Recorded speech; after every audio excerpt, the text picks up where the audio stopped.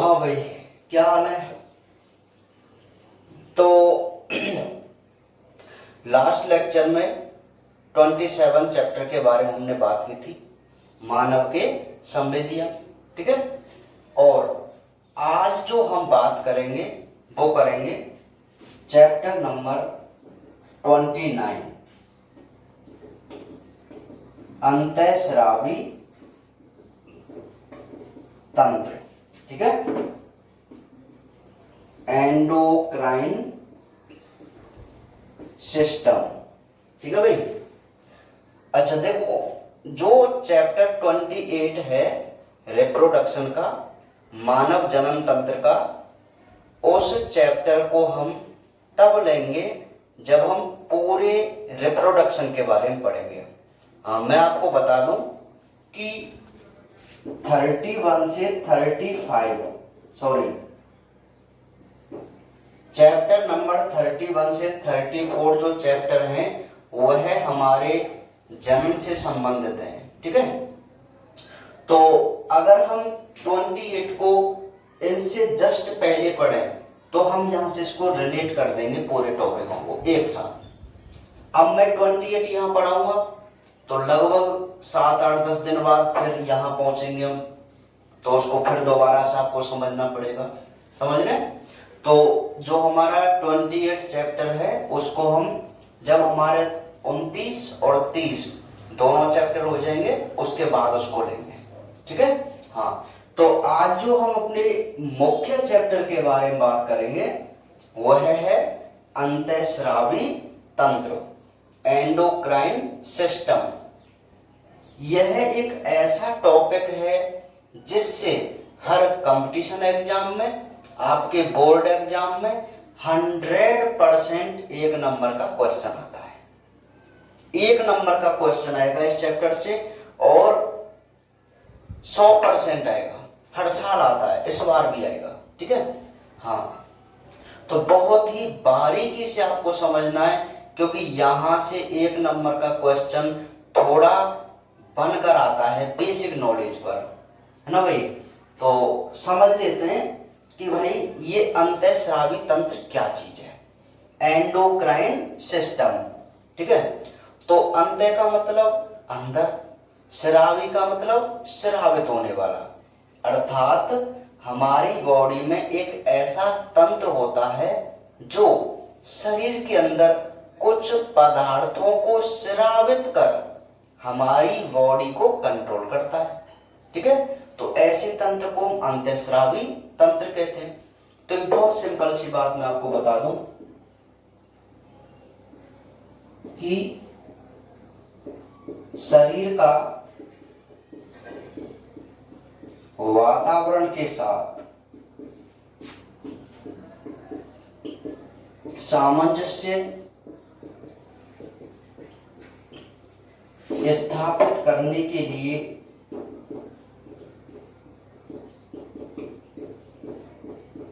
तंत्रिका तंत्र व अंतःस्रावी तंत्र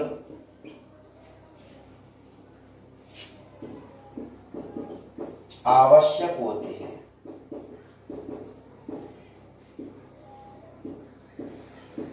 इन दोनों के अध्ययन को न्यूरो एंडोक्राइनोलॉजी कहते हैं, ठीक है। एक बहुत ही बेसिक सी बात मैं आपको यहां पर बता दूं कि भाई हमारी जो बॉडी होती है, हमारा जो शरीर होता है, उस शरीर का, या मैं ये कहूं कि हमारे शरीर में जितनी भी जैविक क्रियाएं होती हैं, जैविक क्रिया जैसे हमारे श्वास लेना, खांसना, छींकना, पाचन है ना, ब्लड सर्कुलेशन, उत्सर्जन, ये सभी हमारी जैविक क्रियाएं होती हैं।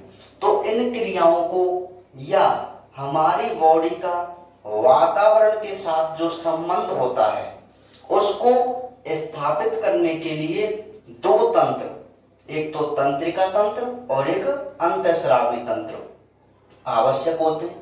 और कई बार मैंने आपको बताया है की ब्रांच, शाखाएं बायोलॉजी की, तो अंतःस्रावी को हम इंग्लिश में बोलते हैं एंडोक्राइन। अगर आप इसका अध्ययन करेंगे, या मैं ये आपसे ये कहूं कि बायोलॉजी की उस ब्रांच का नाम बताओ जिसमें हम अंतःस्रावी तंत्र का अध्ययन करेंगे, सिंपल सी बात है, हम लॉजी लगा देते हैं ना।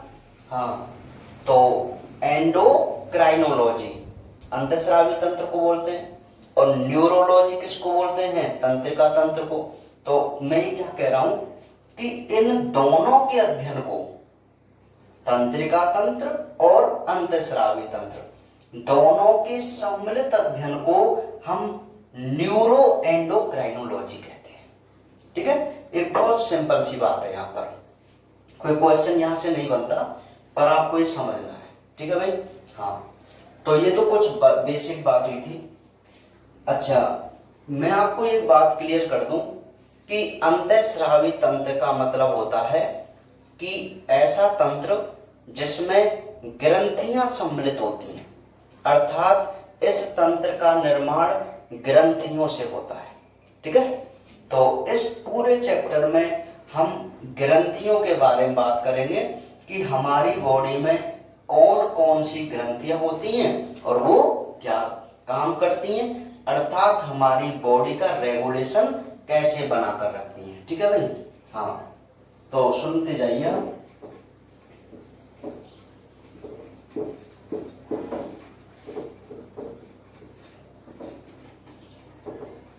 तो यहां कुछ एक दो बेसिक पॉइंट, जैसे बर्नार्ड ने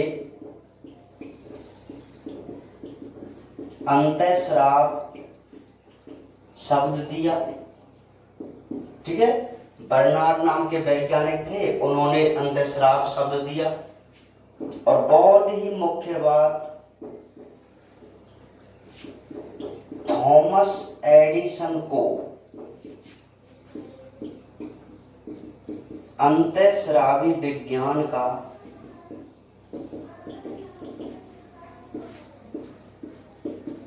जनक कहते हैं, है ना।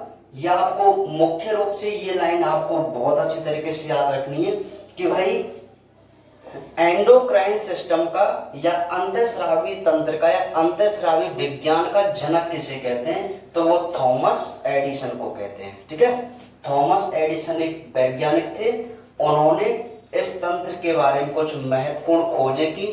ठीक है, तो इसलिए इनको हम क्या बोलते हैं, अंतःस्रावी विज्ञान का जनक कहते हैं। ठीक है, तो आपको ये वाली लाइन याद होनी चाहिए।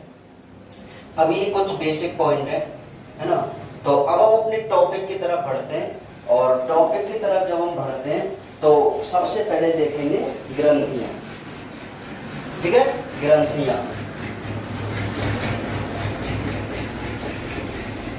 हाँ, ग्लैंड्स। ठीक है भाई, तो ग्रंथियां, अब मैं आपको बता दूं कि हमारे शरीर में 3 प्रकार की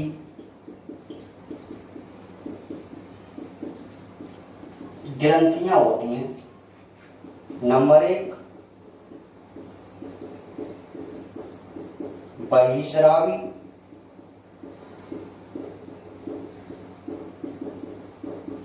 अंतःस्रावी, मिश्रित। बहुत अच्छा यहां पर एक कंसेप्ट है, आपको 10-15 मिनट इसको बहुत अच्छी तरीके से समझना है। ठीक है, मैं आपसे ये कह रहा हूं कि भाई जब भी हम अंतःस्रावी तंत्र की बात करते हैं तो हम जिक्र करते हैं ग्रंथियों का। ग्रंथियां आपने खूब सुनी है, पीयूष ग्रंथि और वगैरह, थायराइड वगैरह ना, 10th क्लास में भी आपने पढ़ा है इनके बारे में। तो ग्रंथियां हमारे मानव शरीर में जो ग्रंथियां होती हैं वो 3 टाइप होती हैं, 3 प्रकार की होती हैं। अब सबसे पहली कौन सी है, बहिस्रावी ग्रंथि, सेकंड अंतःस्रावी ग्रंथि, और थर्ड मिश्रित ग्रंथि। तो हमारे पूरे शरीर में जो ग्रंथियों के टाइप हैं वो कितने हैं, 3 टाइप हैं। अब ये देखना है कि ये किस प्रकार की ग्रंथियां होती है ना भाई। तो सबसे पहले हम बात करेंगे किसके बारे में, बहिश्रावी के बारे में। बहिश्रावी को हम इंग्लिश में एक्सोक्राइन बोलते हैं, एक्सोक्राइन, ठीक है भाई। तो क्या है एक्सोक्राइन, मैं एक बार इसकी परिभाषा लिख देता हूं, फिर आपको इसको क्लियरली समझाऊंगा। तो बहिश्रावी ग्रंथि क्या है, ऐसी ग्रंथि जो नलिका युक्त होती हैं तथा अपने स्राव को इन नलिकाओं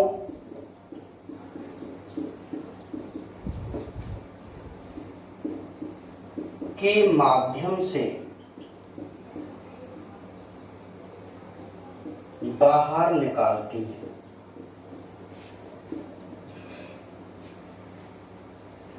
ठीक है, बहुत अच्छी तरीके से आप यहां समझना, थोड़ा फोकस करना। देखो, बही का मतलब क्या होता है, बाहर।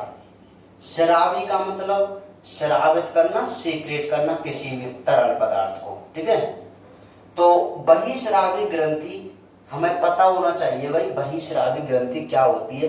तो आप इसकी थोड़ी परिभाषा पढ़िए कि ऐसी ग्रंथि जो नलिका युक्त होती है, अर्थात वह ग्रंथि जो एक नली रूपी संरचना से जुड़ी रहती है और अपने स्राव को, भाई ग्रंथियां हैं तो ग्रंथि तो कोई ना कोई पदार्थ रिलीज करती हैं, तो उनका स्राव ही तो हुआ। तो ये क्या कह रहा है कि ये ग्रंथि अपने अंदर बने पदार्थ को, या हम उसको डायरेक्ट कह सकते हैं स्राव को, इन नलिकाओं के माध्यम से, जो नली जुड़ रही है इनसे, उन नलिकाओं के माध्यम से बाहर निकालती हैं। ऐसी ग्रंथियों को हम क्या कहते हैं, बहिश्रावी ग्रंथि कहते हैं। ठीक है, तो अब मैं इसके एग्जाम्पल से आपको बहुत अच्छे से समझ में आएगा। जैसे अश्रु ग्रंथि, लार ग्रंथि, श्वेत ग्रंथि, ठीक है भाई, दुग्ध ग्रंथि आदि। अब एग्जाम्पल के अकॉर्डिंग आप समझने की कोशिश कीजिए। देखो, हमारी आंखों में लैक्राइमल ग्लैंड्स होती है, अश्रु ग्रंथि होती है नहीं होती? तो अश्रु ग्रंथि में आपको बता दूं, जैसे मान लीजिए ये हमारी एक अश्रु ग्रंथि है, टीयर ग्लैंड जिनको बोलते हैं। ठीक है, अच्छा, ये अश्रु ग्रंथि क्या करती है भाई, इसके अंदर टीयर्स का फॉर्मेशन होता है, आंसुओं का निर्माण होता है। अब आंसुओं का निर्माण हुआ मतलब एक पदार्थ बना इसके अंदर। अब ये ग्रंथि क्या करती है, उस पदार्थ को रिलीज करेगी, अपने अंदर से स्रावित करेगी। तो ये पता है क्या करेगी, एक नली होती है, ये ट्यूब है, ट्यूब, तो इस नली में अपने इस स्राव पदार्थ को डालेगी और ये जो नलिका है वो इस स्रावित पदार्थ को या तो शरीर से बाहर निकाल देगी या कोई दूसरी ट्यूब में डाल देगी, है ना। तो मोस्टली जैसे आंसू है तो ये तो बाहर निकलते हैं, तो ये नलिका क्या करेगी भाई, आप एक बार समझने की कोशिश कीजिए। मान लीजिए ये आपकी अश्रु ग्रंथि थी पहले, ये वाली, इस अश्रु ग्रंथि में क्या हुआ, आंसुओं का फॉर्मेशन हुआ, टीयर बने, है ना। तो ये टीयर जब बनते हैं तो इनका रिलीज होना आवश्यक है। तो ऐसी ग्रंथि जो अपने स्रावित पदार्थ को, जैसे ये अश्रु ग्रंथि है तो आंसू इसका स्रावित पदार्थ है, अगर इसको ये किसी नली के माध्यम से रिलीज करे, किसी ट्यूब के माध्यम से रिलीज करे, तो ऐसी ग्रंथि को हम क्या नाम देंगे, बहिस्रावी ग्रंथि नाम देंगे। बात समझ में आई कि नहीं है ना? जैसे आपकी लार ग्रंथि है कि नहीं? तो लार ग्रंथि, ये लार ग्रंथि यहाँ सैलाइवा बनी, लार बनी, तो वो लार ग्रंथि क्या है? ट्यूब के माध्यम से हमारे गालों में आकर निकलती है, माउथ में आकर निकलती है। तो ये ग्रंथि अपने स्रावित पदार्थ को किसके माध्यम से बाहर निकाल रही है बताओ? नलिका के माध्यम से। किसके माध्यम से? अच्छा, मैं आपको यही क्लियर कर दूं कि जो हमारी अंतःस्रावी और बहिस्रावी ग्रंथियां हैं फर्स्ट और सेकंड नंबर की, इन दोनों में जो डिफरेंट है वो रुधिर वाहिनी और नलिका का है ना? तो एक सिंपल सी बात हो गई कि बहिस्रावी तो अपने पदार्थ को नली में डालती है, जबकि अंतःस्रावी अपने स्रावित पदार्थ को रुधिर वाहिनी में डालेगी, ना कि किसी नलिका में। तो दोनों में कंपैरिजन है ना? बात समझ में आई कि नहीं आई? तो बहिस्रावी के बारे में आपको पता चल गया क्या होती है बहिस्रावी ग्रंथि। बहुत क्लियरली आपको ये समझना है, बहिस्रावी को एक्सोक्राइन बोलते हैं। बहुत सिंपल सी परिभाषा होती है कि ऐसी ग्रंथि जो नलिका युक्त होती है और अपने स्रावित पदार्थ को उस नली के माध्यम से बाहर निकालती है, जैसे अश्रु, लार, स्वेद, दुग्ध। अब आप प्रत्येक एग्जाम्पल को देख सकते हैं। देखो, पसीना, स्वेद का मतलब पसीना, तो पसीने जो होते हैं हमारे शरीर से बाहर निकलते हैं नहीं निकलते? अब निकलते हैं ना, तो वो किसके माध्यम से निकल रहे होंगे? एक नलिका के माध्यम से। क्लियर है बात? दुग्ध ग्रंथि देखो, हाँ, मादा के जो ब्रेस्ट होते हैं, स्तन होते हैं, उनमें दुग्ध ग्रंथियां होती हैं। दुग्ध का निर्माण होता है ग्रंथियों में। जब कोई शिशु, छोटा शिशु स्तनपान करता है, ठीक है, स्तनपान करता है, तो दुग्ध ग्रंथि एक्टिव हो जाती है और अपने दुग्ध को किस में डालेगी? नली में डालेगी, और इस नली के माध्यम से वो बाहर पास आउट होगा। बात समझ में आ रही है? तो आप मुझे एक बात बताओ कि इसी को अगर हम दुग्ध ग्रंथि मान लें, तो इस ग्रंथि का स्रावित पदार्थ क्या है? दुग्ध। तो इसने अपने स्रावित पदार्थ को किसके माध्यम से बाहर निकाला है? नलिका के माध्यम से। और मैंने आपको क्या बताया था कि ऐसी ग्रंथि जो नलिका युक्त होती हैं और अपने स्रावित पदार्थ को एक नली के माध्यम से बाहर निकालें, उनको हम क्या कहते हैं? बहिस्रावी ग्रंथि कहते हैं। बात समझ में आई कि नहीं आई? क्लियर है? अभी हमारा टॉपिक स्टार्ट हुआ है, चैप्टर, है ना? चैप्टर को समझने के लिए ये कंसेप्ट क्लियर होना बहुत आवश्यक है इसका ना। हाँ, तो ग्रंथियां कितने प्रकार की हमारे शरीर में? 3 टाइप्स। कौन कौन सी? बहिस्रावी, अंतःस्रावी और मिश्रित। सबसे पहले हम किसकी बात कर रहे हैं? बहिस्रावी की बात कर रहे हैं। क्या है बहिस्रावी?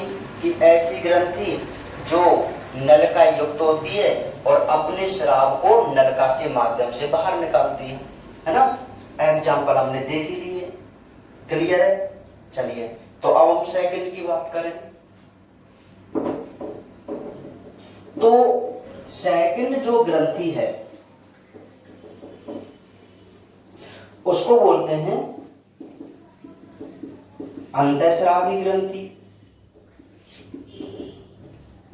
एंडोक्राइन ग्लैंड्स, ठीक है, अंतःस्रावी। तो यहां हम सीधा सा लिख सकते हैं, ऐसी ग्रंथि जो नलिका रहित होती है और अपने स्राव को सीधे रुधिर वाहिनी में डालती है, ठीक है। तो एंडोक्राइन क्या है कि भाई ऐसी ग्रंथि जो एक तो नलिका रहित हो, अर्थात उसमें कोई ट्यूब लाइक स्ट्रक्चर नहीं होती, और अपने अंदर बने स्राव को सीधे किस में डाल देती है? रुधिर वाहिनी में। अच्छा, अब रुधिर वाहिनी में जब ये डाल देती है तो भाई रुधिर वाहिनी तो पूरे शरीर में होती है। तो एक सिंपल सी बात क्या हो गई कि इन ग्रंथियों के द्वारा जो स्रावित पदार्थ हैं वह पूरे शरीर में प्रवाहित हो सकते हैं। क्यों? क्योंकि ये अपने स्रावित पदार्थ को किस में डालती है? रुधिर वाहिनी में डालती है। और रुधिर वाहिनी तो चारों ओर घूमती रहती है, ब्लड सर्कुलेशन होता है। तो इनके द्वारा स्रावित पदार्थ पूरे शरीर में प्रवाहित हो सकते हैं। तो इन स्राव को अर्थात अंतःस्रावी ग्रंथियों से निकले स्राव को हम हार्मोन कह सकते हैं। क्या कह सकते हैं? हार्मोन। क्योंकि मैं आपको बता चुका हूं कि अंतःस्रावी तंत्र में जो मुख्य भूमिका होती है वो हार्मोन की होती है, क्योंकि हार्मोन हमारी बॉडी का रेगुलेशन करते हैं, नियंत्रण। ठीक है। तो अंतःस्रावी ग्रंथि क्या होंगी भाई? ऐसी ग्रंथि जो नलिका रहित होती हैं और अपने स्राव को सीधे रुधिर वाहिनी में डालती हैं। जैसे आप सभी जानते हैं, मैं एक दो लिख देता हूं, पीयूष, थायराइड। ठीक है। हाँ, क्योंकि अब जो ये पूरा चैप्टर है वो क्या है? अंतःस्रावी तंत्र। तो हम इस पूरे चैप्टर में कौन सी ग्रंथियां पढ़ेंगे? अंतःस्रावी ग्रंथियां पढ़ेंगे। ठीक है। तो इसके एग्जाम्पल जैसे पीयूष है, थायराइड है। अब पीयूष ग्रंथि का आपने बहुत नाम सुना होगा। अब मैं यहाँ पे बता दूं, मान लीजिए यह पीयूष ग्रंथि है। तो इस पीयूष ग्रंथि के अंदर कुछ स्रावित पदार्थ बने, तो ये पता है क्या करेगी कि इस पीयूष ग्रंथि में छोटी छोटी रुधिर वाहिनियां होंगी, है भाई? ये रुधिर वाहिनियां हैं, कि नहीं? तो ये पीयूष ग्रंथि क्या करती है? अपने स्रावित पदार्थ को किस में डाल देगी? रुधिर वाहिनी में डाल देगी। और ये रुधिर वाहिनियां क्या करेंगी कि इस पदार्थ को पूरे शरीर में प्रवाहित करेंगी। जबकि बहिस्रावी में क्या था?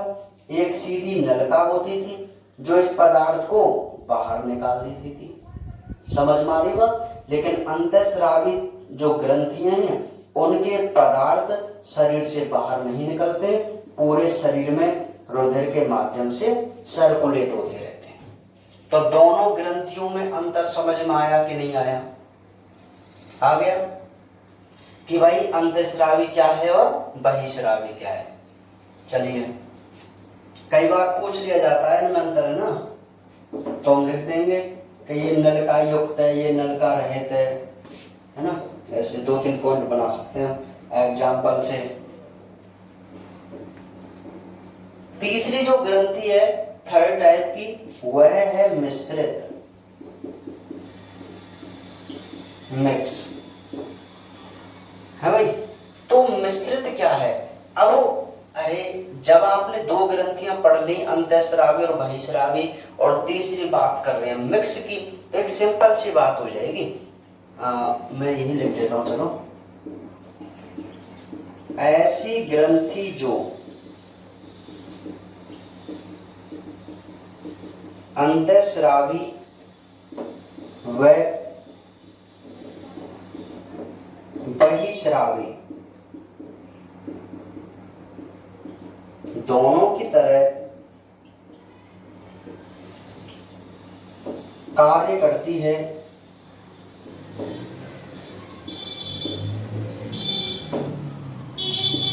जैसे अग्नाशय। ठीक है। देखो मिश्रित क्या है भाई? बहुत सिंपल सी बात हो गई कि भाई ऐसी ग्रंथि जो अंतःस्रावी की तरह भी और बहिस्रावी की तरह भी क्या करे? कार्य करे। तो उस ग्रंथि को हम क्या बोलेंगे? मिश्रित ग्रंथि बोलेंगे। इसका एग्जाम्पल अग्नाशय। अब मैं आपको यह एक बात बता दूं, हालांकि हम अग्नाशय ग्रंथि के बारे में डिटेल में अध्ययन करेंगे इसी चैप्टर के अंतर्गत, तो यहां पर मैं इसको समझा देता हूं कि भाई जो अग्नाशय होता है, मैंने आपको डाइजेस्टिव सिस्टम जब पढ़ाया था तो अग्नाशय के बारे में बताया था। अग्नाशय में यहाँ पर एक अग्नाशय वाहिनी थी, अगर आपको याद हो तो, है ना। जो कहाँ खुलती थी, ग्रहणी में, नहीं खुलती थी क्या? स्मॉल इंटेस्टाइन का फर्स्ट भाग था ग्रहणी, है ना। तो देखो अग्नाशय ने क्या किया था, एक अग्नाशय रस बनाया था, याद है अग्नाशय रस, जिसकी पाचन में बहुत भूमिका थी, है ना, याद है क्या? तो ये जो अग्नाशय रस होता है, अग्नाशय रस, वो है रस क्या है कि इस नली के माध्यम से आता था, नहीं आता था? आता था ना, इस नलिका के माध्यम से। तो अब आपको पता चल गया कि अग्नाशय का एक रस या अग्नाशय के द्वारा बनाया हुआ श्राव पदार्थ किसके माध्यम से चल रहा है, एक नलिका के माध्यम से। और जो नलिका के माध्यम से होता है उस ग्रंथि को हम क्या बोलते हैं, बहिस्रावी ग्रंथि बोलते हैं। तो ये बहिस्रावी की तरह है। और इसी में कुछ पार्ट ऐसा होता है जहां कुछ पदार्थों का निर्माण होता है और वो पदार्थ सीधे रुधिर वाहिनी के द्वारा, किसके द्वारा, रुधिर वाहिनी के द्वारा भी जाते हैं। इंसुलिन अग्नाशय के द्वारा इंसुलिन होता है। तो इंसुलिन क्या है, हार्मोन है। क्यों है हार्मोन? क्योंकि इंसुलिन पूरे शरीर में प्रवाहित होता है, किसके साथ, रुधिर वाहिनी के साथ। तो ये अग्नाशय एक ही ग्रंथि हो गई भाई, अग्नाशय एक ऑर्गन है, लेकिन ये पाचन तंत्र में तो बहिस्रावी ग्रंथि की तरह कार्य कर रहा है और अंतःस्रावी तंत्र में अंतःस्रावी ग्रंथि की इंसुलिन के रूप में। तो बताओ आप ऐसी ग्रंथि को मिक्स बोलेंगे कि नहीं बोलेंगे? अर्थात एक ही ऑर्गन है जो बहिस्रावी की तरह भी है और अंतःस्रावी की तरह भी है। तो ऐसी ग्रंथि को आप क्या बोलेंगे, मिक्स ग्लैंड बोलेंगे। बात समझ में आई कि नहीं आई, है ना? तीनों कॉन्सेप्ट क्लियर हो गए आपके कि ग्रंथियां कितने प्रकार की होती हैं, कैसे होती हैं। ठीक है भाई, बहुत अच्छे तरीके से आपको ये समझना है। चलिए आगे बढ़े।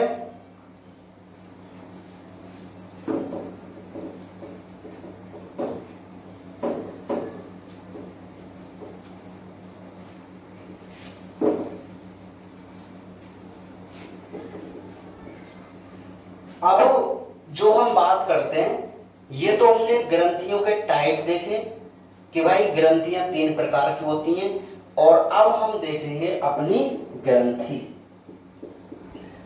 कि भाई हमारे शरीर में कौन कौन सी ग्रंथि होती है ना भाई। तो हमें ग्रंथियों के नाम पता होना चाहिए। मैं क्रम से ग्रंथियों को लिख रहा हूं कि हमारी बॉडी में ऊपर से नीचे तक क्रम से कौन कौन सी ग्रंथियां होती हैं। तो देखिए, सबसे पहले होती है हाइपोथैलेमस, सेकंड है पीयूष, थर्ड है pineal, fourth thyroid, 5 parathyroid, 6 thymus, 7 अधिवृक्क, 8 अग्नाशय, 9 वृषण, 10 अंडाशय। ठीक है, अब मैं आपको बता दूं कि मानव शरीर में क्रम से ये 10 अंतःस्रावी ग्रंथियां होती हैं, क्योंकि हमारा जो चैप्टर है वो क्या है, अंतःस्रावी तंत्र है। ठीक है, तो ये जो 10 आपको दिखाई दे रही हैं, ये हमारी क्या है, ग्रंथियां हैं। 10 ग्रंथि क्रम से होती हैं, हाइपोथैलेमस, पीयूष, पीनियल, थायराइड, पैराथायराइड, थाइमस, अधिवृक्क, अग्नाशय, वृषण और अंडाशय। अब मैं आपको एक बात बता दूं, कई बार वो एक क्वेश्चन पूछ लेता है, एक क्वेश्चन कर लेता है कि अंतःस्रावी ग्रंथियों को दर्शाता हुआ, अंतःस्रावी ग्रंथियों को दर्शाता हुआ मानव, अंतःस्रावी ग्रंथियों को दर्शाते हुए मानव का नामांकित चित्र बनाओ। अर्थात वो ये कहता है कि आप ऐसे मानव की रूपरेखा बनाओ जिसमें पूरी अंतःस्रावी ग्रंथियां स्थित हो, शो हो रही हो। तो ये डायग्राम कई बार पूछ लिया जाता है, ठीक है। तो इसका मैं एक डायग्राम आपको बना देता हूं अभी, और उस डायग्राम में ये पूरी ग्रंथियों को ऐड करके एक बहुत सिंपल सा डायग्राम जैसे देखो,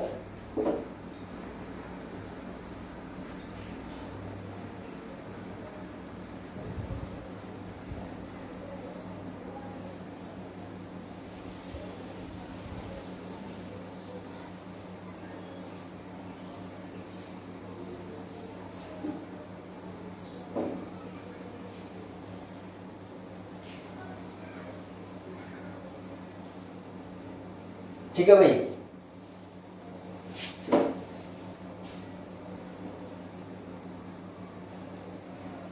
यह एक मानव शरीर है, ठीक है। और इस पूरे मानव शरीर में अब ऐसा नहीं है आपको बिल्कुल डिटो कोई मनुष्य बना देना है ना। हाँ, इतने से काम चल जाएगा अपना, क्योंकि हमने एक मानव शरीर बनाना है, एक रूपरेखा बनानी है, और वहीं तक बनानी है जहां तक हमारी पूरी ग्रंथियां हो, ठीक है। अब यहाँ आप बनाना चाहें तो यहाँ हमारे पैर वगैरह भी बन सकते हैं, पर कोई खास बात नहीं ना। सुनिए, अब ये जो हमारा मस्तिष्क है, इसमें सबसे पहले जो है हाइपोथैलेमस, ठीक है भाई। ये हाइपोथैलेमस है। इस हाइपोथैलेमस से ही पीयूष ग्रंथि जुड़ी हुई रहती है हाइपोथैलेमस से। तो ये तो हो गई हमारी हाइपोथैलेमस, ये हो गई हमारी पीयूष ग्रंथि, ठीक है। और यहीं पर होती है पीनियल। तो 3 ग्रंथि हो गई हमारे मस्तिष्क में। थायराइड जो होती है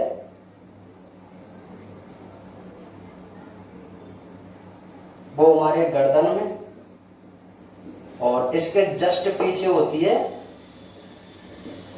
पैराथायराइड। गले में थायराइड होती है, इसके जस्ट पीछे हमारी पैराथायराइड ग्रंथि होती है। ये जो हमारी थाइमस होती है वो इस स्थान पर होती है।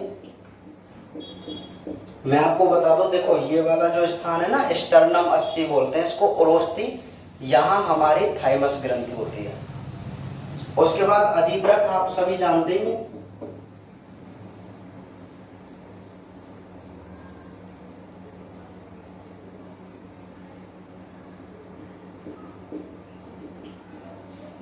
अधिवृक्क, अग्नाशय,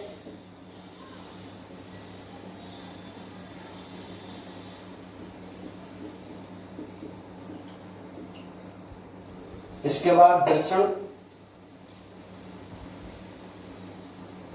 ठीक है, और अंडाशय।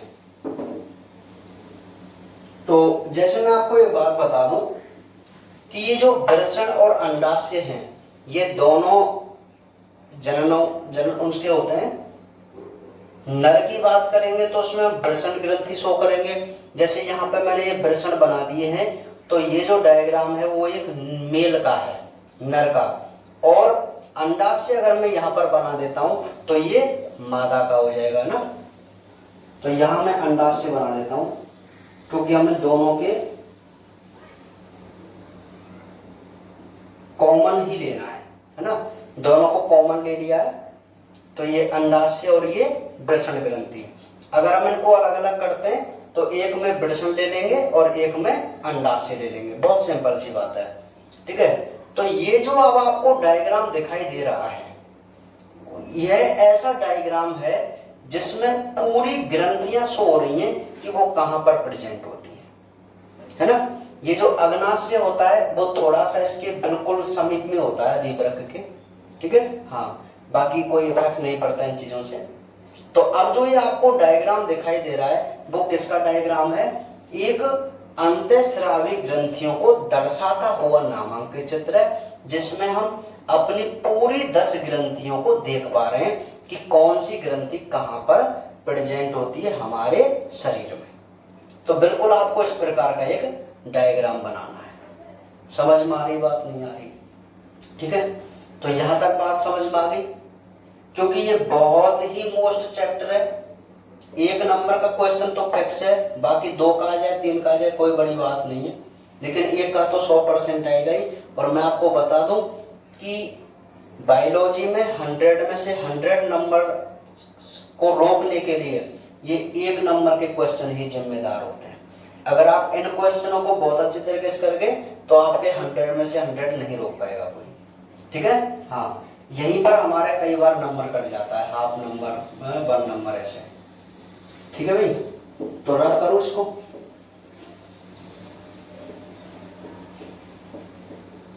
चलिए अब सुनो, अब जो ये हमारी 10 ग्रंथियां जो आपके सामने हैं, इन 10 ग्रंथियों को अब हम क्रम से डिटेल में स्टडी करेंगे कि भाई किस ग्रंथि से कौन से हार्मोन निकलते हैं और वो हार्मोन हमारी बॉडी में क्या फंक्शंस हैं, उसके क्या कार्य करते हैं, और इनकी कमी हो जाए तो कौन सी डिजीज और अधिकता हो जाए तो कौन सी डिजीज, और इसी से रिलेटेड हमारे क्वेश्चन आते रहते हैं।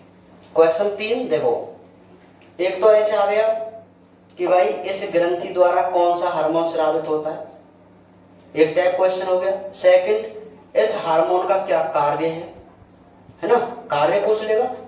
नेक्स्ट आपसे पूछ लेगा इस हार्मोन की कमी हो जाए तो कौन सा रोग हो सकता है, और इस हार्मोन की अधिकता हो जाए तो कौन सा रोग हो सकता है। तो ये 3-4 टाइप के क्वेश्चन यहाँ से आते रहते हैं। तो हमें इनको करने के लिए क्या करना है कि पूरी ग्रंथियों के बारे में हमें ये पता होना चाहिए कि किस ग्रंथि से कौन सा हार्मोन रिलीज हुआ, उसने क्या मुख्य रोल अदा किया, उसकी कमी से कौन सा रोग हुआ और उसकी अधिकता से कौन सा रोग हुआ। बात समझ में आ रही है? तो ग्रंथियां हो गई, 10 ग्रंथियां हो गई अपनी, और ठीक है। तो अब क्रम से इनका हम अध्ययन करें। तो सबसे पहले हम कौन सी ग्रंथि का अध्ययन करेंगे भाई? हाइपोथैलेमस का, ठीक है। अच्छा, हाइपोथैलेमस का नाम आपने शायद पहले भी सुन रखा है, सुना है क्या? तंत्रिका तंत्र में हमने पढ़ा था, अग्र मस्तिष्क का भाग है हाइपोथैलेमस, है कि नहीं? 3 भाग बताए थे, प्रमस्तिष्क, थैलेमस और हाइपोथैलेमस। ये वही हाइपोथैलेमस है, ठीक है, जो हमने अग्र मस्तिष्क में पढ़ा था। और ये हमारी ग्रंथि भी है। कौन सी ग्रंथि है? अंतःस्रावी ग्रंथि है, ठीक है। तो इसको हम देख लेते हैं भाई क्या चीज है। यह है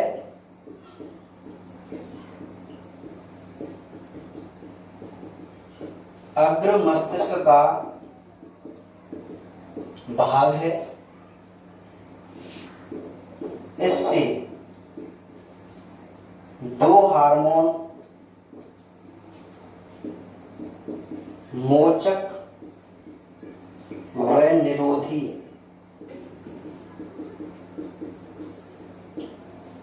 स्रावित होते हैं।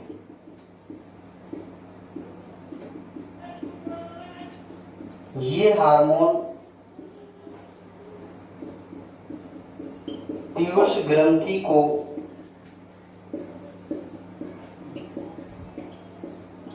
नियंत्रित करते हैं, अर्थात इसे हार्मोन स्रावित के लिए प्रेरित करते हैं।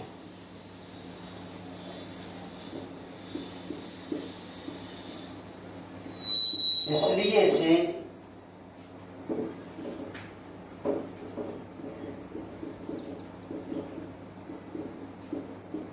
ग्रंथियों का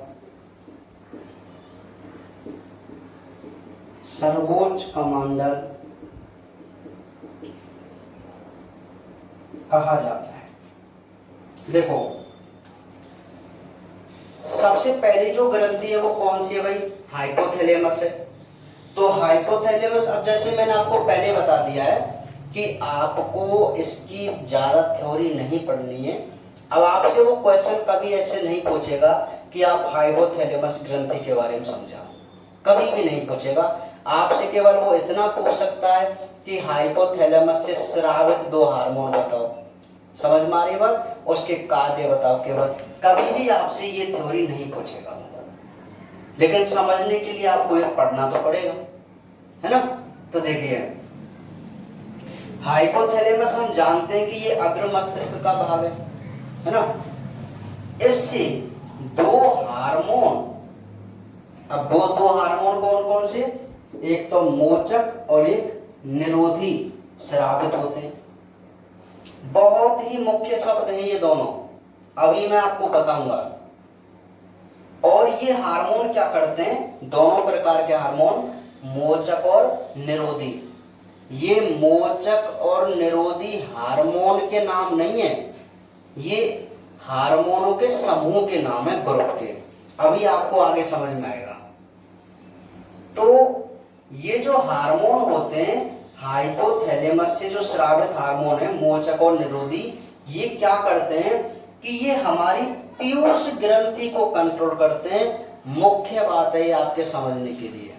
आपने खूब सुना होगा कि पीयूष ग्रंथि को मास्टर ग्रंथि कहते हैं, सुना है नहीं सुना, है ना। लेकिन पीयूष ग्रंथि को, अच्छा पीयूष ग्रंथि को मास्टर क्यों कहते हैं भाई?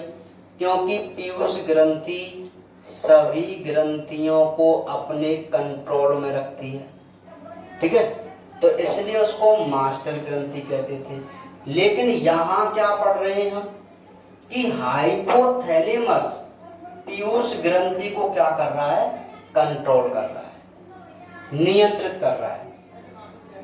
इसलिए इसे अर्थात हाइपोथैलेमस को हम ग्रंथियों का सर्वोच्च कमांडर कहते हैं। मेरी बात जरा ध्यान समझो कि भाई जब ये मास्टर ग्रंथि को ही कंट्रोल कर रहा है हाइपोथैलेमस, तो आप इसको सर्वोच्च कमांडर नहीं कह सकते क्या?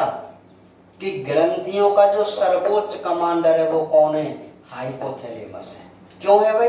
क्योंकि ये हमारी मास्टर ग्रंथि अर्थात पीयूष ग्रंथियों को भी कंट्रोल करता है। जबकि और जो ग्रंथि होती है ना, 8 ग्रंथि बच रही है ना 10 की, तो बाकी की 8 जो ग्रंथियां हैं उन्हें पीयूष ग्रंथि कंट्रोल करती है। लेकिन इस पीयूष के भी ऊपर किसका कमांड होती है? हाइपोथैलेमस की। तो आप हाइपोथैलेमस को सर्वोच्च कमांडर कह सकते हैं, नहीं कह सकते। क्लियर है बात? हाँ, तो ये बात समझ में आ गई। अब आपको ये 2 शब्द समझने, मोचक और निरोधी, कि भाई ये शब्द क्या है। सुनो, एक छोटा सा कंसेप्ट है इसका।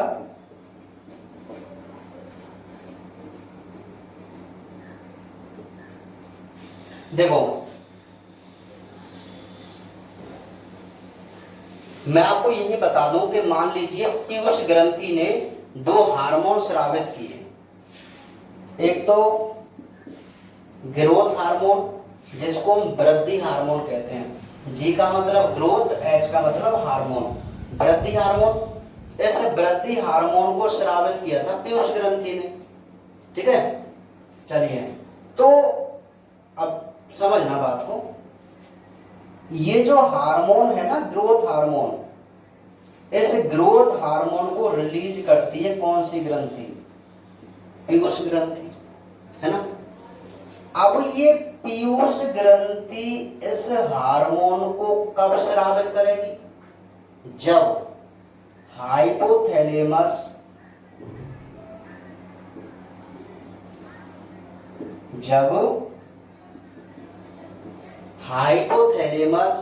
एक रिलीज हार्मोन स्रावित करे। देखो समझने की कोशिश कीजिए,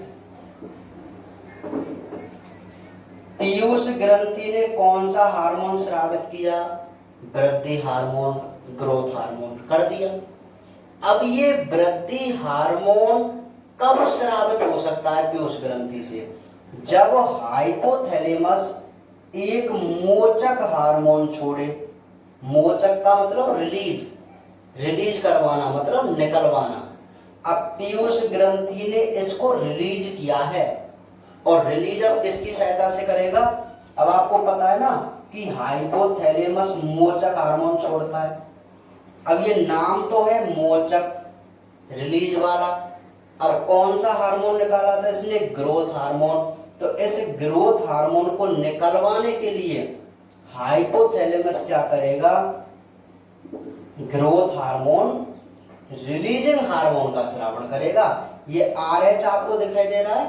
R का मतलब रिलीज मतलब मोचक, H का मतलब हार्मोन। तो एक सिंपल सी बात हो गई कि जब तक hypothalamus growth hormone, releasing hormone का मोचन नहीं करेगा, तब तक पीयूष ग्रंथि इसका स्रावण नहीं कर सकती। बात समझ में आ रही है? तो मैंने तो आपको यही बताया था कि दो प्रकार के हार्मोन, मोचक और निरोधी। अब जैसे पीयूष ग्रंथि जो है, हाँ, 7-8 हार्मोनों का स्रावण करती है, ठीक है। तो उन हार्मोनों को जो स्रावण करती है ना, तो उन हार्मोनों को निकलवाने के लिए सभी के रिलीजिंग हार्मोन होंगे। जैसे मैं दूसरा एक हार्मोन ले लूं, मैं बात बता दूं कि ये FSH है, फॉलिकल स्टिमुलेट हार्मोन। ये भी पीयूष ग्रंथि के द्वारा रिलीज होता है ना। लेकिन ये निकलेगा कब FSH? जब हाइपोथैलेमस FSH RH का स्रावण करेगा। बात समझ में आ रही है? अर्थात जब तक हाइपोथैलेमस अपने अंदर से FSH रिलीजिंग हार्मोन नहीं छोड़ेगा, तब तक पीयूष ग्रंथि इस हार्मोन का स्रावण नहीं कर सकती। बात समझ में आ रही है? तो मोचक हार्मोन का मतलब समझ में आ गया कि भाई अगर हाइपोथैलेमस ने GH/RH छोड़ा तो पीयूष ग्रंथि के पास जाएगा ये हार्मोन, पीयूष के पास। तो पीयूष क्या करेगी? GH हार्मोन का स्रावण करेगी, ठीक है। अगर हाइपोथैलेमस ने FSH/RH को रिलीज किया तो ये किसके पास जाएगा? पीयूष ग्रंथि के पास। फिर पीयूष क्या करेगी? FSH का स्रावण करेगी। तो ये तो हुई बात मोचक हार्मोन की। इस प्रकार मोचक हार्मोन है। नोट्सों में आपको पूरी टेबल बनी हुई मिलेगी, और उस पूरी टेबल में आपको देखना, उसमें मोचक और निरोधी हार्मोन लिखे हुए हैं, तब आपको क्लियर समझ में आ जाएगा, ठीक है। अब अगर भाई GH हार्मोन रिलीज होता गया तो अधिकता हो जाएगी, तो दिक्कत आ जाएगी। तो इसलिए क्या करता है हाइपोथैलेमस? इसको निकलवाने के बाद इनहिबिटर हार्मोन। नहीं आ रही बात समझ में? अरे निरोधी हार्मोन, इस GH को रोकना भी तो है हमको, ऐसा थोड़ी है लगातार निकलवाते रहे हम। बात समझ में आ रही है? भाई आवश्यकता पड़ने पर इसको रिलीज करवा दिया, और आवश्यकता पड़ने पर इसको बंद करवा दिया। तो बंद करवाने के लिए हाइपोथैलेमस क्या करेगा? GH/IH का स्रावण करेगा। I का मतलब इनहिबिटर, रोकने वाला, निरोधी हार्मोन। जब ये इनहिबिटर जाएगा ना पीयूष के पास, तो ये पीयूष इसका स्रावण बंद कर देगी। जब इसकी आवश्यकता होगी तो RH हार्मोन जाएगा, GH/RH, वो इसको रिलीज करवाएगा। बात समझ में आई कि नहीं आई? ऐसे इसी का काम होता है। नहीं आई बात समझ में? तो ये हमारी है कौन सी ग्रंथि? हाइपोथैलेमस। हाइपोथैलेमस के बारे में ज्यादा डिटेल नहीं है, आपको थोड़ा सा इतना पढ़ना है कि ये मोचक और निरोधी हार्मोन स्रावित करता है। नोट्सों में आपको इसकी टेबल मिल जाएगी, उस टेबल को आप देख लेना कौन कौन से हार्मोन है, आपको बिल्कुल भी दिक्कत नहीं आएगी उसमें, ठीक है। तो आज हम केवल इतना ही अध्ययन करेंगे, क्योंकि अब जो हम कल पढ़ेंगे वो हमारी मुख्य ग्रंथि पीयूष ग्रंथि के बारे में पढ़ेंगे। बात समझ में आ रही है? हाँ, 25-30 मिनट की है पीयूष ग्रंथि, लंबी है और बहुत इंपॉर्टेंट भी है ना। ठीक है भाई, उसको हम बहुत अच्छे तरीके से समझने की कोशिश करेंगे। तो इसको आप बहुत अच्छे तरीके से समझ लेना कि भाई ग्रंथियां क्या हैं, प्रकार क्या है उसके, और हाइपोथैलेमस क्या है। ठीक है भाई।